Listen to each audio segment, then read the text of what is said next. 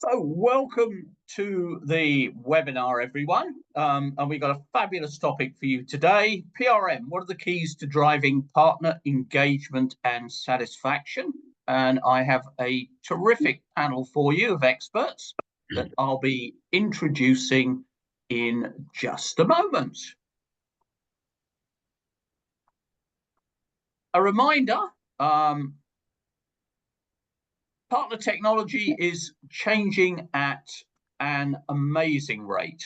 And we're going to be talking about some of those changes, sharing technologies, sharing what's happening, sharing the very latest thinking at our Partner TechX event on the 28th to the 30th of April.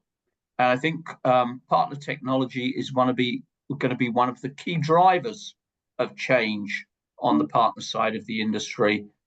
It's moving so fast, and you'll receive a special discount to attend the Partner TechX event on the 28th to the 30th of April. Really hope you can all join us. And I have four very cool panelists for you. And before I introduce them, a reminder that we have the chat. Would welcome these sessions, always very lively, very interactive, and our panelists would welcome any input, any comments, any suggestions, any thoughts. Please jump in, please drop them in the chat, and please engage in the conversation. So, Sarah, if you could take down the slides, and I can then introduce our panelists. And as Reagan is front and center of my screen at the moment, I am going to introduce Reagan Wilson. She's the VP of Ecosystem at Spur Reply. She spearheads their channel ecosystem strategy and automation initiatives. She's done that for over 2 decades, and she is Vice President, as I say, of Partner Strategy, and brings unparalleled expertise in optimizing channel performance across the tech industry. She leads their cross-functional teams focused on channel optimization trends for program strategy, ensuring clients remain at the forefront of a dynamic competitive landscape through tailored partner platform alignment and insight-driven strategies. With a robust background in channel infrastructure and partner enablement, Reagan is your go-to expert for transforming channel practices and enhancing partner experiences. So Reagan, tell us briefly about Spur Reply. Thanks, Rod. Thank you for having us. I'm Reagan Wilson, Spur Reply. We are your go-to-market channel consultancy. We focus on a few key areas, all the strategy components, the automation components, as well as your channel marketing elements. And we're thrilled to be part of this webinar today. Excellent. And our second speaker is James Hodgkinson. He's the SVP of Ecosystems and Partnerships at 360 Insights. James launched his first business at the tender age of 20 and is now a recognized industry leader with more than 2 decades of partner engagement and channel automation experience. He was most recently co-founder and CEO of Web Infinity, which was acquired by 360 in 2022, and was an innovative provider of ecosystem portal technology. He now leads the 360 Insights ecosystem strategy, focused on helping the company become a category leader in the sector. So James, tell us a little bit about 360. Yeah, hi everybody, great to be here. So yeah, 360 Insights is really leading a charge to what we see as this amazing future state of ecosystem orchestration at scale. So our heritage has been a growing and highly scaled business around incentives management, and through the coming together of 360 and my previous company, Web Infinity, we're now starting to create a fully integrated approach which can cover the complete spectrum of ecosystem orchestration across all channels and partner types. So very exciting project we're involved with, and I've been, as you mentioned, doing this for a long time, seeing different stages of evolution, and what's next I think is very interesting for all of us here to chat today. Excellent. And our third panelist is Penny Byron, and she's the principal of Partner Ecosystem Demand Generation and Go-to-Market Strategy for Bridge. And Penny's an industry-recognized channel expert and thought leader with expertise in building successful partner GTM, demand generation, and revenue growth strategies. She's also the founder of 2 successful startups with a long history of senior marketing leadership and advisory roles for market heavyweights like Cisco, Adobe, Checkpoint, Juniper, GitLab, and Extreme. And as a principal consultant subject matter expert for the partner GTM practice of Bridge, Penny has a deep awareness of current partner channel and industry dynamics, business drivers, and functional best practices. So Penny, tell us a little bit about Bridge. Sure. Thanks, Rod. Thanks for having me. Great to be here with such a great panel. Bridge is really a growth consultancy focused on high tech. We work with all of the hyperscalers, vendors, and all of the many different partner types in the ecosystem to really help them grow their business, look at new opportunities, understand what programs and incentives and drivers there are to help as levers to really increase market share and mind share with the partners. Excellent. And our fourth panelist is Josh Ruffner, and he's the Senior Director of Enterprise Sales at MindMatrix. Josh is also the CEO and founder of Earmarks and formerly the Director of Enterprise Sales at Allbound. Josh has the never say never mindset. He's passionate about family, coaching, and has an always learning mentality. So Josh, tell us about MindMatrix. Yes, thanks, Rod, and I appreciate the invite to be here with everyone today and share with such a great panel. So, MindMatrix really is an ecosystem technology, and our goals are to really enable our customers and those around us to create efficiencies within their own partner ecosystem. So whether that's looking to drive higher engagement rates through automation, helping really create clean experiences for partners and helping our customers better strategize their go-to-market. Fabulous.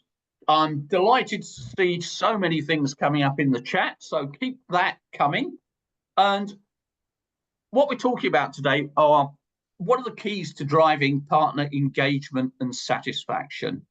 And Reagan, you're front and center again on my screen. So if we look at this, let's start by defining what do we mean by engagement and what do we mean by satisfaction in this context.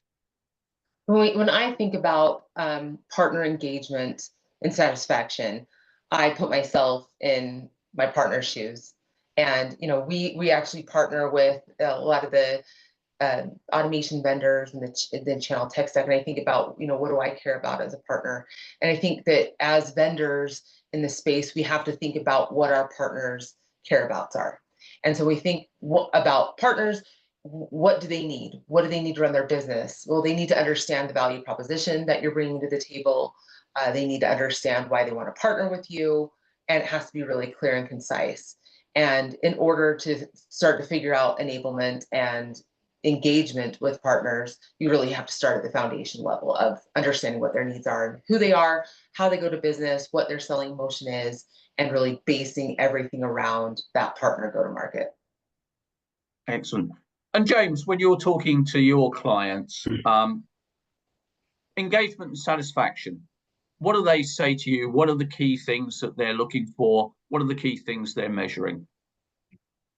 Yeah, so I think the key theme now is with the emerging changes that we're seeing in go-to-market, right? So the traditional kind of paradigm of engagement and satisfaction could be more narrowly focused around, can we have a nice process to register a deal, or could we help a partner get the content they need effectively? But the profiles and the needs and the personas of different ecosystem members are changing very rapidly, right? You have non-transactional influencers, you have different relationships in alliances, in marketplaces, in the relationship that might exist between internal sellers and partners.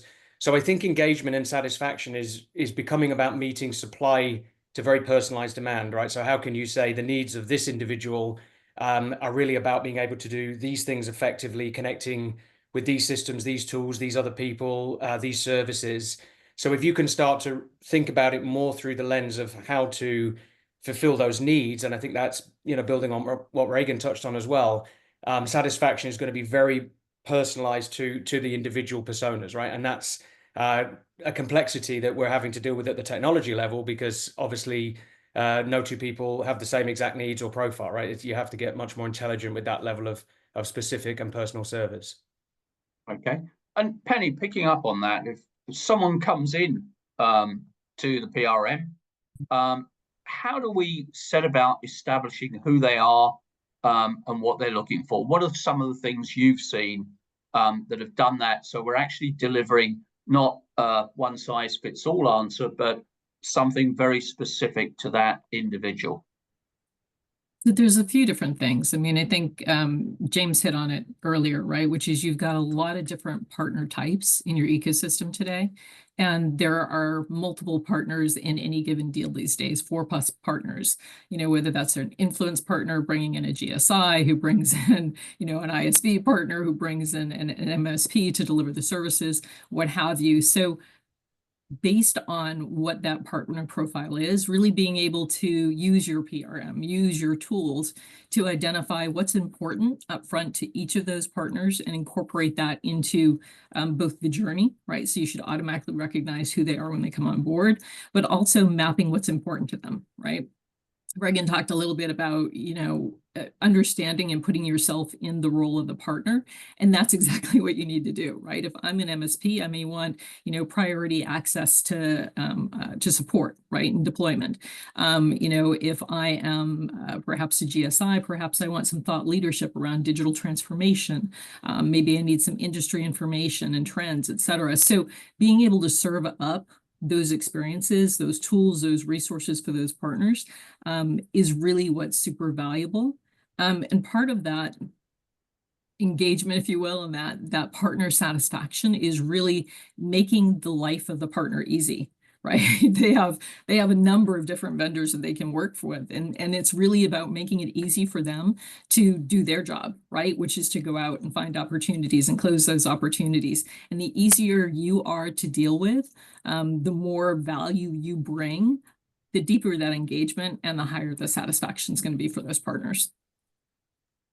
And Josh, coming with some specifics that you've seen people using amongst your clients that have genuinely made them easier to do business with, because as Penny says, that's such a key to this. Yeah, and I think it goes back to, again, the depth of that collaboration. So when we're thinking about creating partner engagement, we really have to think about the key components that are ultimately helping drive those engagement metrics. And so when we look at organizations that have seen massive swings and change in their productivities and efficiencies, it's really about, to me, it's always been about 5 key areas. If we can focus on those 5 key areas, and I'll kind of go through that, but it's got to be easy to do business with you, for one, right? To Penny's point, they have many options when it comes to who can they ultimately focus their time and energy with.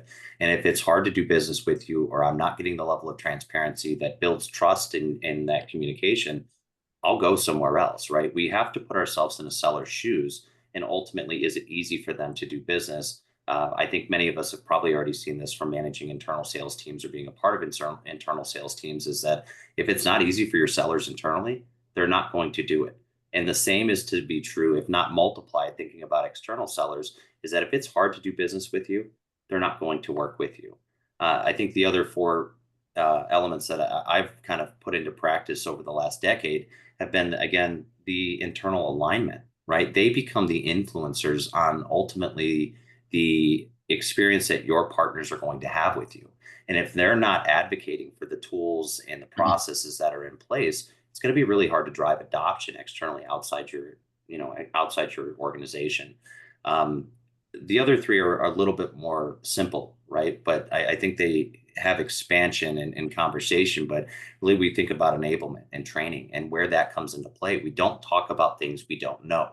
So if we don't know enough about it, we're not comfortable as sellers to talk about those things at the level that we should feel comfortable in talking about them. The other is, how are we incentivized, right? Is there clear-cut, understanding from a seller perspective on how we are incentivized or rewarded for certain actions and behaviors? And are we incentivizing the right types of actions that we can ultimately, dictate what types of outcomes we should be relying on?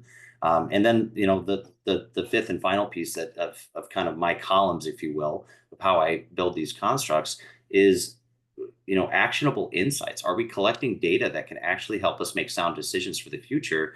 And if we're not, or those are living in silos, we need to find a way to bring it all together. And that's where the technology, I think, really becomes more beneficial. Well, something that Josh said made me think of an experience they had with a client a few years back, and they invited me to their sales kickoff. Going to your point about internal buy-in, they had invested in partner enablement. They had rich, robust tech stack, and they're like, "Why are our partners not using it?" I'm sitting in the room with their channel account managers, and they're like, "Well, we're just going to keep doing what we're doing and doing it for the partners." And there was a clear differentiation between what the leadership thought the value of the tool set was and what the internal sellers thought the value of the tool set was. And they were just not connected. And so going back to your point, Josh, about incentivizing and informing, like those two pieces have to be there for the external teams, meaning the partners themselves, but not only them, but the internal teams as well. They need to understand why you have the tool sets in place, what the value is, and then they might need to have some carrots and sticks around getting partners to use the tools that you have in place. Things like not allowing those account managers to enter in deals on behalf of a partner if you have a deal registration process. But it was really interesting for me to see that divide within the leadership and providing the tool sets to the partners, and then those that were managing the partners not seeing value in it. You have to connect that up. And that can be with incentives internally and externally, but you also have to do that inform piece. Excellent.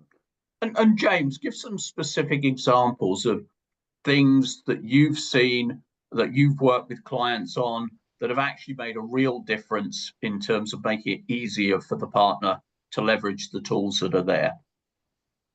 Yeah, so I think one overarching example, which has different forms but the same principles, is that it always works much, much better if you start with a business objective and a strategic goal, and then work out how the tech is going to support the execution of that objective and goal, not the other way around, right? So I think a lot of what's happened traditionally in our industry, where people are pushing things like PRM technology, is it is bought at the sort of capability or feature function level. And to Reagan's point there, the people might think they bought this amazing system, but if it has no relevance to a business strategy or an outcome that matters to an individual, it really won't get adopted, and there won't be not just lack of satisfaction, there will be no use, right? Because you end up in a situation where people will do the stuff they absolutely have to or forced to, not that it enables or supports them in any way.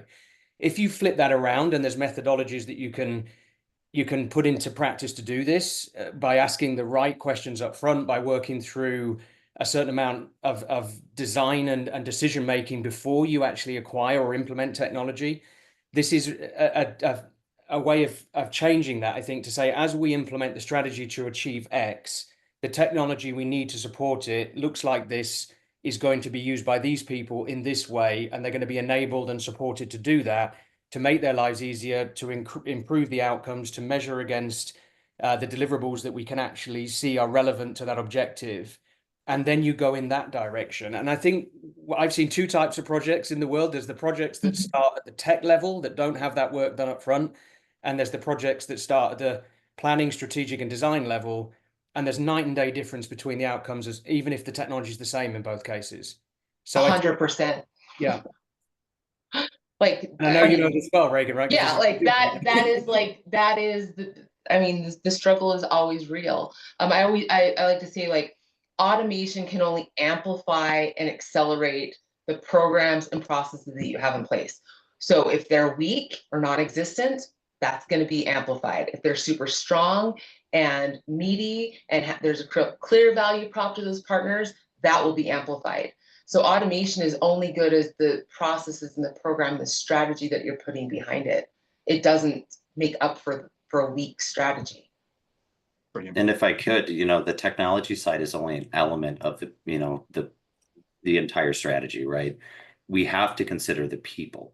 and how it's impacting people. We talked about how we create segmentation, and Penny did a fantastic job of kind of describing, you know, the construct there. But we have to think about the people element. There is a huge piece of that. And I think it was Canales that put out the stat. I want to say I heard it last year, but it was, you know, 76% of vendors do not align partner sellers to direct sellers. And that's a huge miss, right? If our direct sellers and our partner side, there's no communication, there's no trust being built. You know, a company like AWS and you know, they've really adopted this whole let's get them all together, right? With those field sales teams. And they've now incorporated the partners into this, which has led to a massive increase in partner-led deals. It's led to shorter sales cycles. It's increased the joint opportunity and account mapping. There is a lot that can happen when we start bringing in the human element, right? The technology only being a piece of driving engagement. Yeah. Penny, if I can bring you in here, what are some of the key questions? If I'm looking at this, what are the key questions, types of questions that I need to be asking my own internal teams and my partners so I can get the planning stage right? So there are a lot of questions. Probably the first place I would start is looking at your customer journey, right? Look at your customer journey, understand what types of partners are engaging at what stage and what value they're adding to both your sales cycle and to the customer journey at each stage. So you've got your influencers at the very beginning, right? So those could be, you know, consultants or, you know, GSIs or whoever it might be, right? Who are really at that early stage of awareness. And what motions do you need them to take on your behalf? What do you need them to do with that partner, right? So understanding each stage of the journey, each partner type. And then I forget if it was Josh or James who said, you know, really just aligning what is it you need them to do within each of those stages. And then you really have strategic goals, right? So you're building your framework for what are the outcomes you want to drive. What do you need to do with each partner type along that journey? And then you can start building the program to support that, right? So it's all about that strategy first. Understanding what do you need to drive, what incents those behaviors that you want to drive, and then how do you build the right experience, right? Because we talked about adoption of these, because it's great to have the strategy. It's great to understand what you're trying to drive, but you need to have those incentives and it needs to be an easy user experience. So you start at the strategic level, build the plan, you build the, let's call it the give gets, if you will, right? What is it you give? What is it you get? And then what is the journey? How do you make it easy for them to deliver against that? How do you make it easy for them to, once they're logged in, recognize who they are and say, hey, here are the next steps for you. It's not just about the one-time login. It's about all of the other steps you need them to take ongoing, right? I think, you know, James had mentioned a little bit about driving engagement ongoing for these guys, right? Once you get them on board, it's not a one and done, right? You need to sort of get them to continue to want to use this tool and make it easy. So one of the things that we've seen be really super successful in sort of driving adoption of that tool, driving adoption of that strategy and usage is an ongoing cadence of communications that's not over inundating, but very tailored to their role. Right? If I'm an SE on the platform and I, you know, and there have been, you know, 5 new developments in the solution that are going to help me better able to deploy my solutions or support those solutions, that might be something you want to communicate. And hey, now there are 5 new training VODs and what have you, right? You want to continue to drive them back to using the platform and using the tools. So making sure that you're tailoring your communications and sort of building that journey is probably one of the top things that we see people miss, but probably 100% increase in adoption when you can really build that tailored communication, tailored messaging and journeys to continue to make their life easy as they use the tools. Excellent. And Reagan, building on that, I've done a great job. I've asked the questions, I've got the tech in, but I haven't got the right level of partner engagement. What are some of the things that you've seen people doing with their partners to drive that all-important engagement? Love that question, Rod. Engagement typically drops when partners don't see clear ROI from the relationship and they don't see a reason to use the tool set. So the things that we've been seeing customers have success with is putting themselves in the partner's shoes, figuring out what the partners need to understand about where they are in the program to be successful, even from an enablement standpoint, and then making sure that those things are upfront and easy to access in the tools. Even going as far as we had a client that they came to us, they wanted to make it really clear for their partners to understand where they are in the program. So they had a stratified program. They wanted partners to be able to see how they were tracking in that program at one glance as soon as they logged in. So we were able to implement a model for them so that the partners, upon their login to the portal, they can actually see where they are at the program, what they need to do next, very, very clear, one-click access to the things they need to progress. And it was interesting because the usage for the tool went through the roof. And they were on the cusp of actually just pulling their portal out and flushing it down the toilet because the engagement had dropped so low. But this dashboarding concept that we put in place really reinvigorated the whole entire partner group, and they saw immediate uptick. In fact, I think their internal teams, the channel account managers, were most thrilled by it, because gone were the days that the partners had to call them up and ask them for the status of X, Y, and Z. They could see it. It was transparent. They had access to it. It was updated in real time, and it changed the game for them. And those are the things that we continue to drive in our practice as we're helping customers really enhance the partner experience. But again, it goes back to that program piece. If you don't have a clear strategy, an offering that makes sense for the partners, something that's going to help them grow their business, doesn't really matter how cool your dashboards are or what tool set you have, partners aren't going to engage. But when you are able to put a clear path for those partners to success and growing their business in front of them, and then you stratify that experience to align with who those partners are, what their go-to-market strategy is, and tailor it to the partner, it's just a game changer. Transparency is everything, and that personalized partner experience.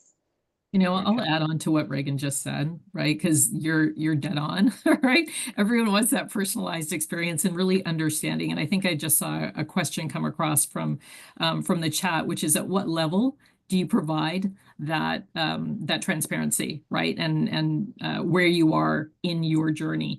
And it comes back to that personalization, right? If I'm the owner, right, I may want to look at, how are we doing all up against our revenue targets, against our, certification goals, et cetera. If I'm the SC, same thing. I may want to know, if I have to get to another level of cert, or if I have to recertify, or if there's a new training coming out, et cetera. So it should be very tailored by audience to really recognize what it is.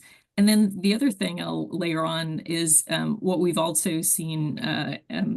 We just developed something probably the last 6 months or so, where it's looking at not true gamification, if you will, but I would say it's more incentive based, right, at the individual level as well as the company level. There are lots of company incentives, but it's that individual incentives. These can be things like, take these actions, again, going back to what role is each individual playing, and then incentivizing them to take the actions you need them to take.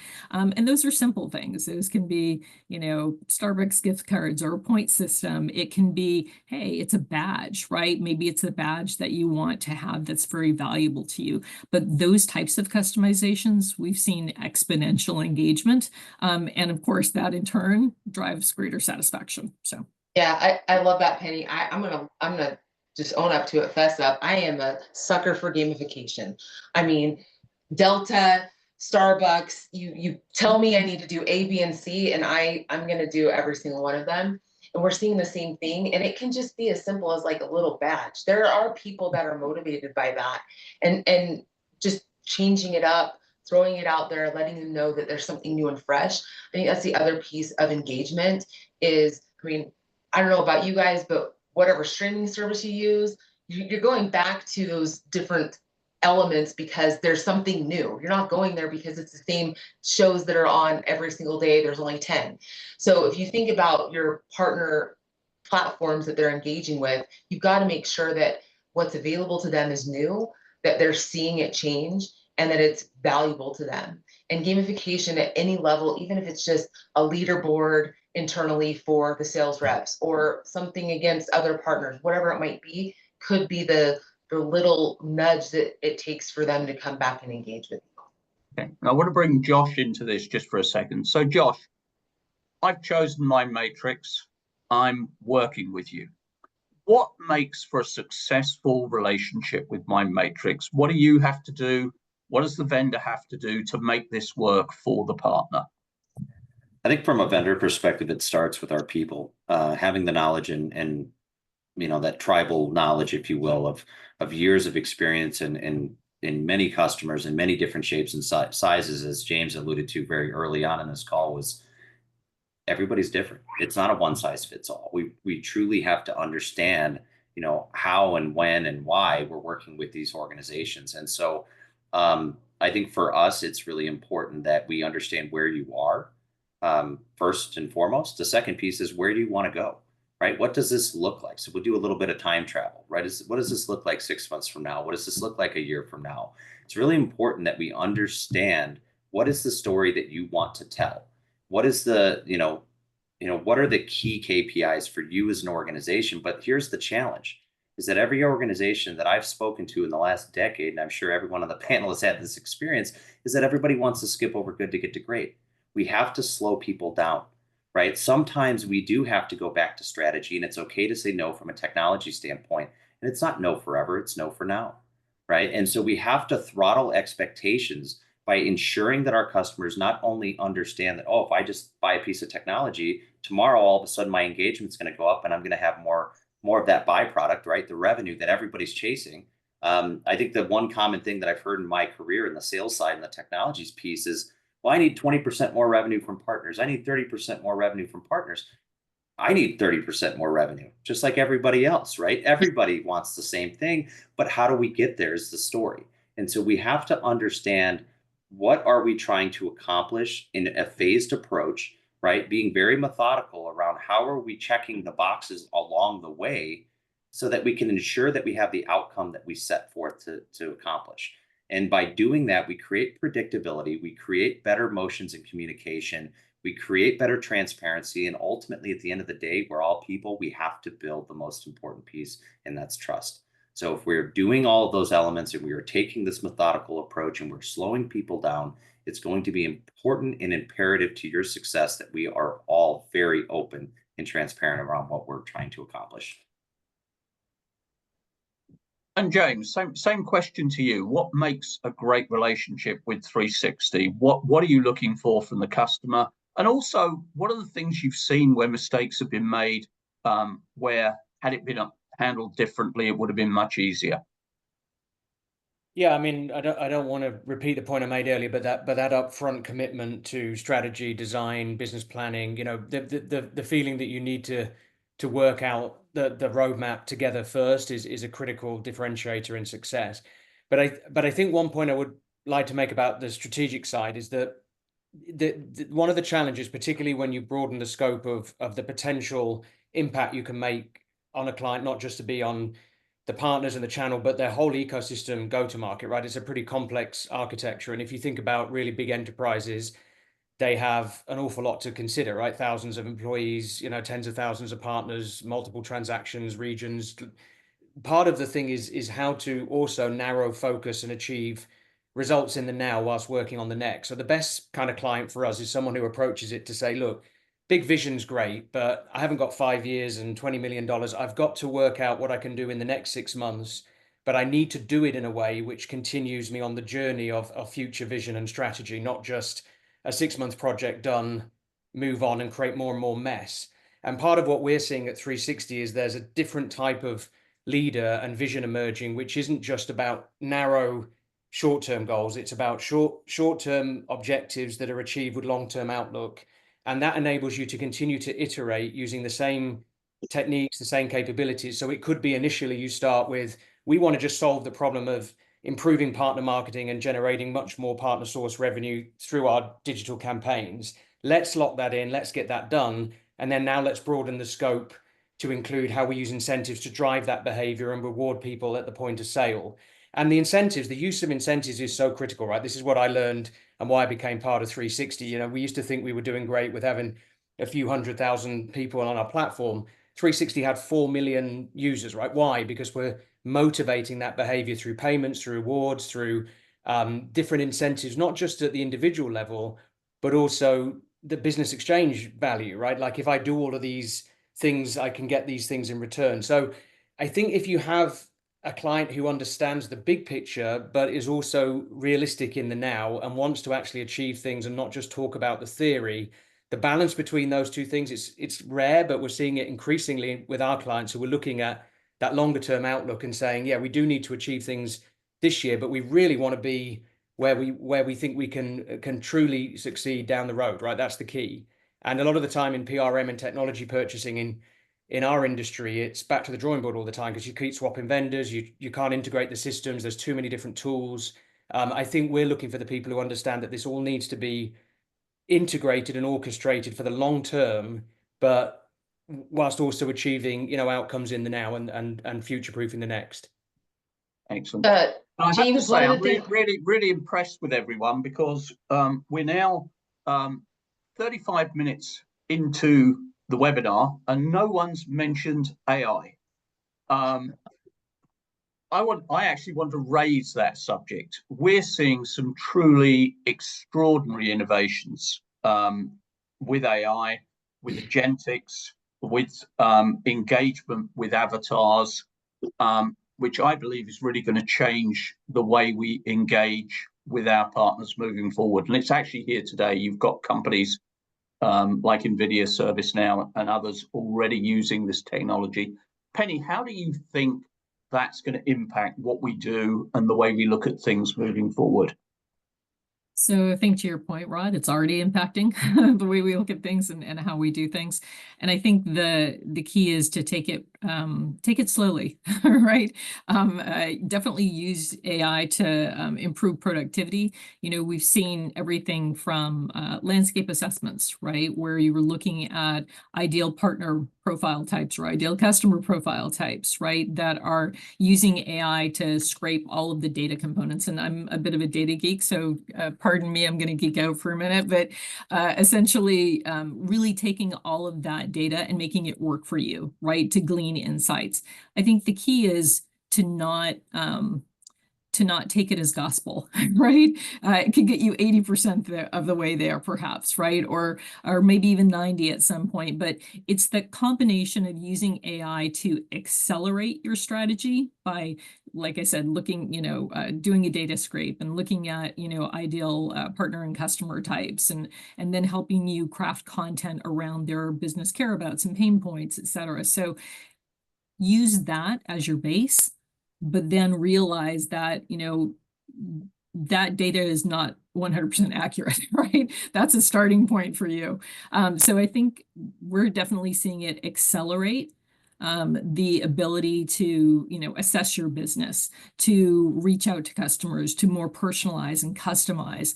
But it's really partnering that with your strategy and taking it in baby steps, because what you don't want to do is say, oh, I'll just ask AI and whatever it tells me, I'll go with, right? Because again, that data is only as reliable as where it's scraped from.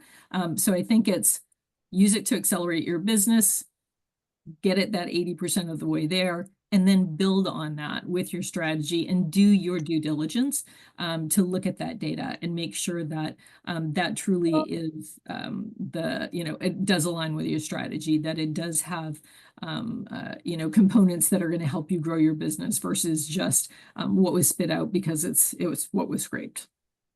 And I think you have to avoid hallucinations by understanding that I think there's two things here. So the first piece, Penny, you touched on is it's already here, right? And it's only in the beginning infancy stages. So it's only going to grow from, an expansion perspective, how many companies are actually utilizing AI in some way, shape, or form, right? That is the key right now, the key term that everyone's throwing around, AI this, AI that.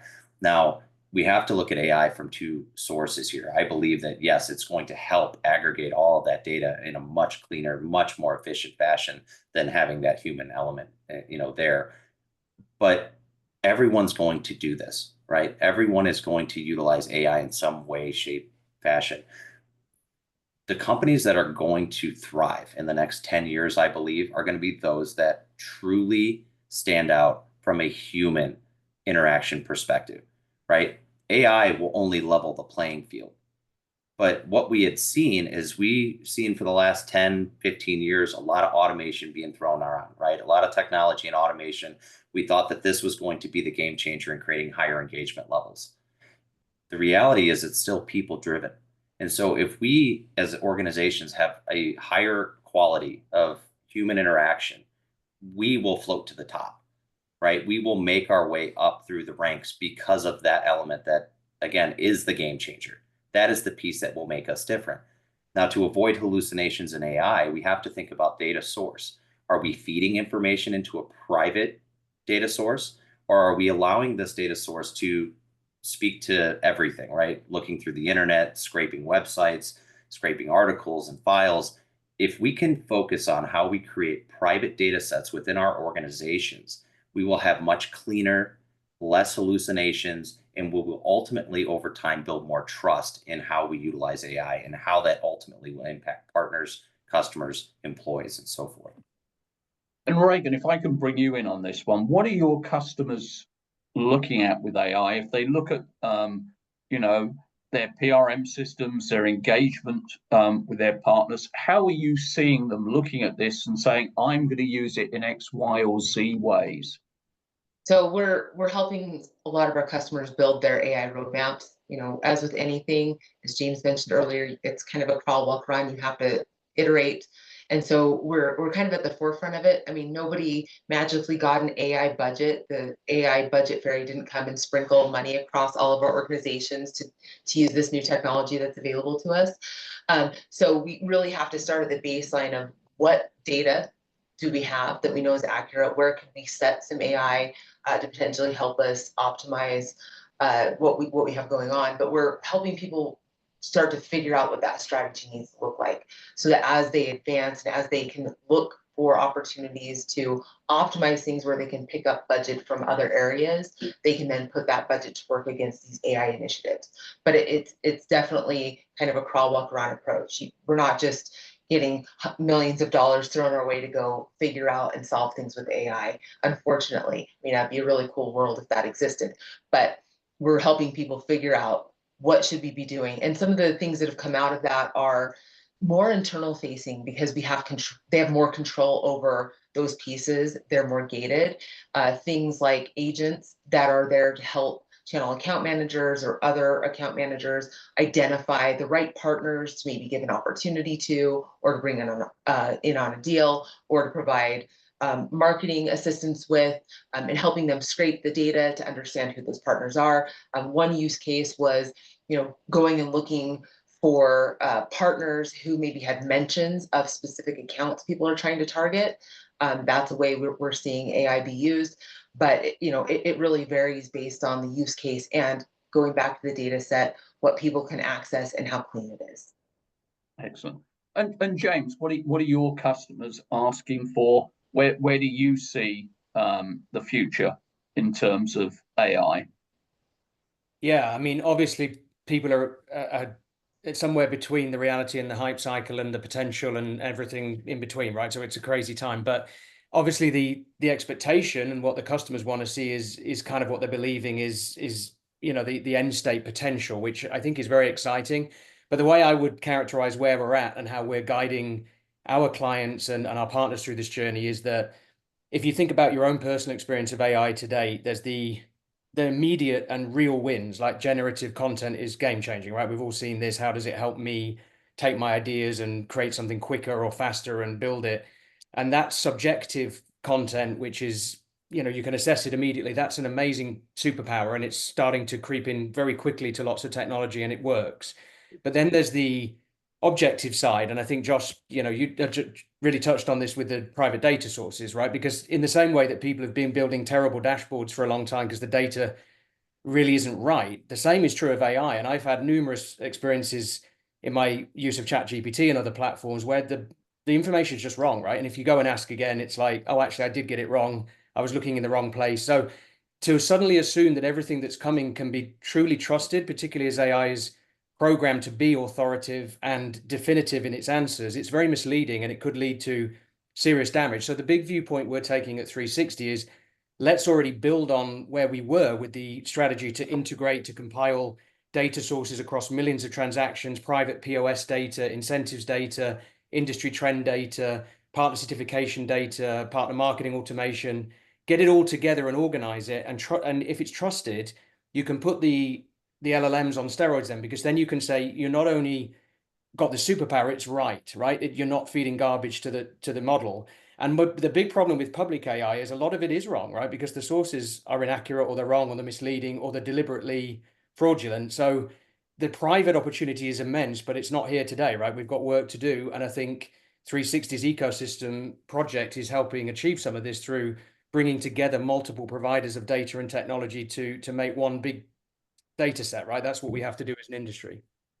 We've actually made a significant run recently with some new releases on our end at the Mind Matrix team. Is we've helped companies create these private data sets where they're collecting data that, and using content, assets, material that they use internally, but they're also hybriding that and mixing that with partner data and partner content and partner material to create joint marketing efforts. So how can we create a joint white paper together? How can we create a joint case study based on a mutual customer?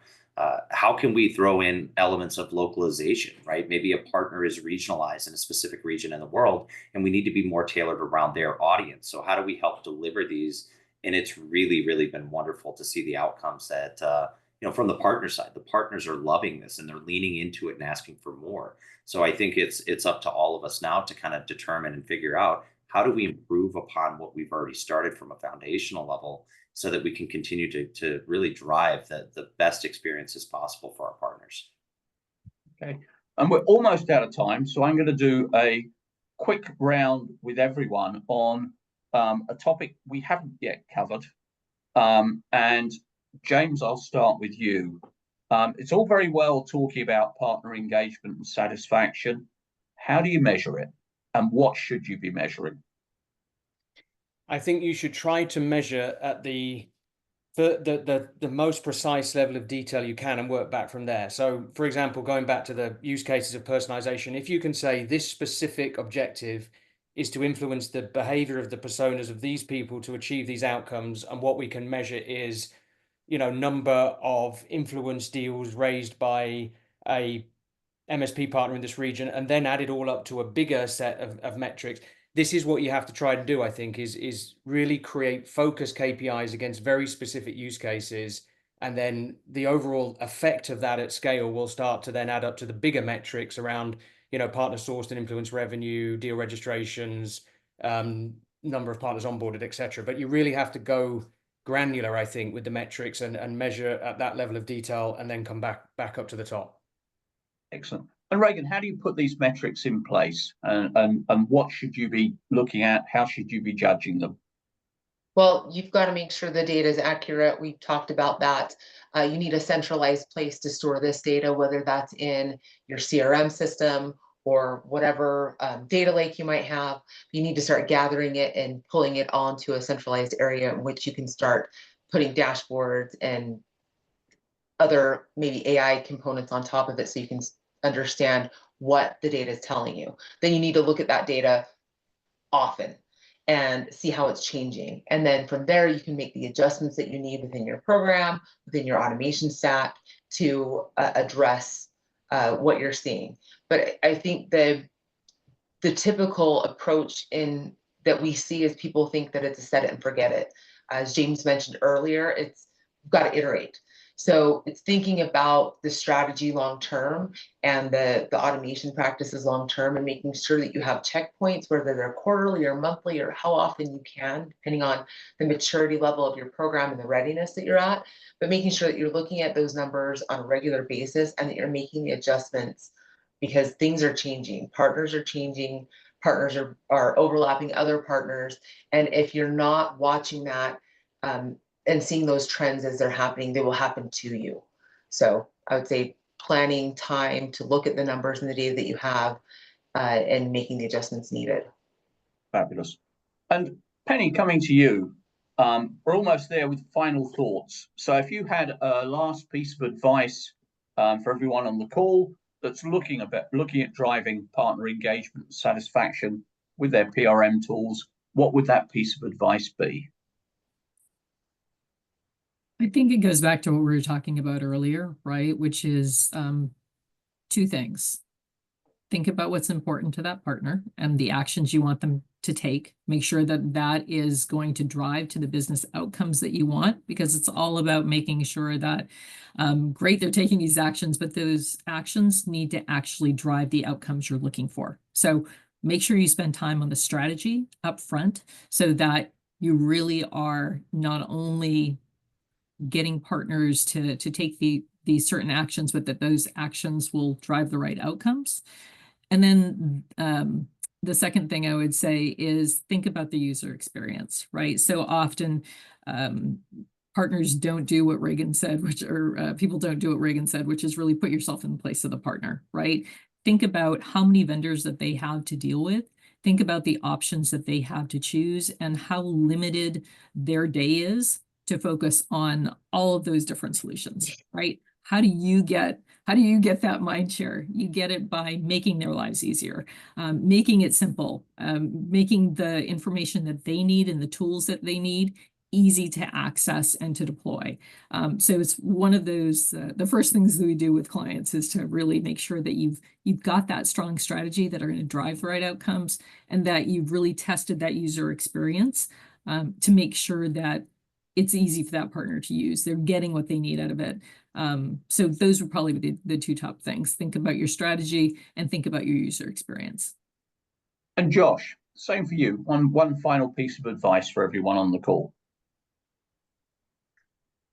I have worked with over 2,000 companies in the last decade, and I can tell you the most successful companies are truly partner first, partner focused. And they do that by not just assuming what types of processes they should put in place to better support their ecosystem, but it's actually soliciting that information directly from the users themselves. Okay, so whether these are sales users, they're marketing partners, they're system integrators, we need to understand that process impacts people.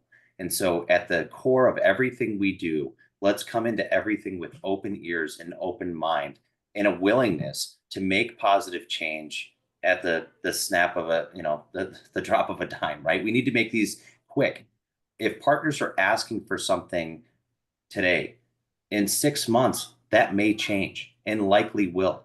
So we do need to be ready. We need to be listening often, right? Not once a quarter, not once a year, not getting feedback at a conference you happen to bump into them, but truly lean into those relationships. And this is coming from multiple people, especially large organizations. There are many, many people that are interacting with many, many partners. So again, getting back to this many to many approach. The old traditional way of doing business in this one to many is no longer valid. It no longer will drive the results or the byproduct that you're searching for. Truly lean into the partner relationship, truly listen to them, and do it with a compassion as if it impacts you directly, right? So let's really, really put this on the partner. Let's really be partner focused, and let's build the technology that you implement around the experiences that you want to create. Excellent.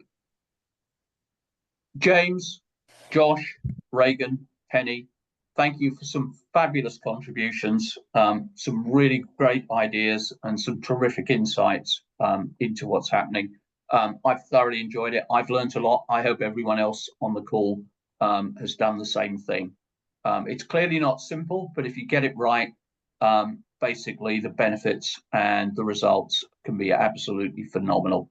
So once again, James, Josh, Reagan, Penny, thank you so very much. And as you leave, you'll be faced with possibility of completing a survey. We've talked about understanding what people think. We desperately want to know what you think. So as you leave, please do take 3 minutes to complete that survey. But once again, thank you all very, very much indeed.